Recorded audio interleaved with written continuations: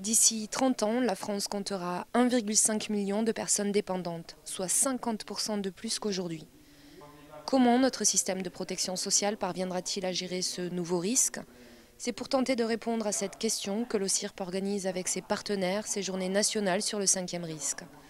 Après Lille, Bordeaux et Marseille, c'est à Lyon que s'est tenu mardi 1er juin le dernier événement de l'OCIRP sur les risques liés à la perte d'autonomie. Il y a deux intérêts. Le premier intérêt, c'est de faire un point d'étape, puisqu'on en a déjà fait l'an passé, sur où on en est dans les mises en œuvre, je dirais, législatives, réglementaires autour de la question du 5e risque de la dépendance. Et le deuxième point, c'est de voir aussi où on en est dans le niveau de débat sur ces grandes questions, sur les propositions nouvelles qui pourraient apparaître en termes de soit très concrètes, soit en termes tout simplement aussi parfois de réflexion de fond sur cette question-là. Ces journées permettent de faire le point sur les solutions qui peuvent être apportées tant aux personnes en situation de dépendance qu'à leur entourage familial. Car à l'heure actuelle, ce sont principalement les familles qui prennent en charge leurs proches en perte d'autonomie. Je parlais tout à l'heure de sujets comme l'aide au répit dans le cadre des séjours, les séjours aidants-aidés, des séjours conjoints mais avec des programmes différenciés qui permettent aussi à la famille de ne pas se déstructurer pendant les vacances. Parce qu'on sait, je le rappelle, que la cellule familiale est très fusionnelle quand il y a une situation d'aidant-aidé. Et puis des CESU donc, qui permettent l'attribution de CESU à des tarifs symboliques, qui permettent aux familles de prendre du répit, de s'accorder des respirations qui sont nécessaires à la poursuite de leur accompagnement.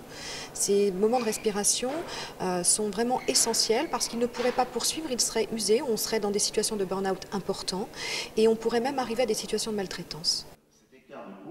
Face à l'enjeu de taille que représente la perte d'autonomie, chaque acteur de la protection sociale peut apporter des solutions. Mais il est également important que les actions soient coordonnées et harmonisées, notamment en matière d'évaluation de la dépendance. Ce qui est important surtout, c'est d'avoir une démarche cohérente entre les uns et les autres et de savoir qui évalue. Aujourd'hui, quand on voit entre des départements différents, des expertises différentes par des médecins, il n'y a pas d'objectif unique.